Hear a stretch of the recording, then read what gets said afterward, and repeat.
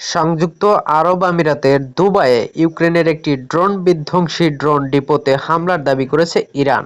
শনিবার ২৮ March drone ডিপোটি target করা হয়। ইরানের সেনাবাহিনী জানায় তাদের হামলায় ডিপোটি ধ্বংস হয়ে গেছে, তবে ইউক্রেনের পররাষ্ট্র মন্ত্রণালয় এই তথ্য অস্বীকার করেছে। এরই মধ্যে ইরানের বিপ্লবী গার্ডের খতম আল আনবানিয়া সেন্ট্রাল কমান্ডের মুখপাত্র জানিয়েছেন, ওই ড্রোন ডিপোতে হামলার সময় ২১ ইউক্রেনীয় ড্রোন বিশেষজ্ঞ ছিলেন। আশঙ্কা করা হচ্ছে তারা সবাই নিহত হয়েছেন। কারণ হামলার পর কী অবস্থা হয়েছে সে ব্যাপারে এখন পর্যন্ত স্পষ্ট কিছু জানা যায়নি। গত ২৮ ফেব্রুয়ারি ইরানের যৌথ হামলা চালায় যুক্তরাষ্ট্র এবং ইসরায়েল। এর জবাবে মধ্যপ্রাচ্যের উপসাগরীয় দেশগুলোতে থাকা মার্কিন অবকাঠামো লক্ষ্য করে পাল্টা হামলা শুরু করে তেহরান। এরই মধ্যে আমিরাতের দুবাই ও আবু ধাবিতে সবচেয়ে বেশি হামলা চালানো হয়েছে।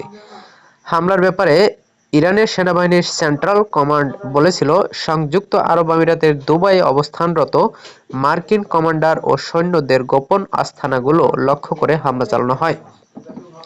পাশাপাশি মার্কিন বাহিনীকে সহায়তা করার জন্য দুবাইয়ে রাখা ইউক্রেনের একটি ড্রোন বিধ্বংসী ব্যবস্থার ডিপো টার্গেট করা হয়। হামলায় ডিপোটি ধ্বংস হয়ে গেছে। এর আগে আজ শনিবার এক অঘোষিত সফরে আমিরাতে যান ইউক্রেনের প্রেসিডেন্ট ভলোদিমির জেলেনস্কি। ওই সময় তিনি জানান, দুই দেশ প্রতিরক্ষা খাতে সহযোগিতার জন্য চুক্তিবদ্ধ হয়েছেন। তার এই ঘোষণার কয়েক ঘন্টার মধ্যেই দুবাইয়ের ড্রোন ডিপোতে টার্গেট করার তথ্য জানায় ইরান। সূত্র হচ্ছে তাসনিম নিউজ।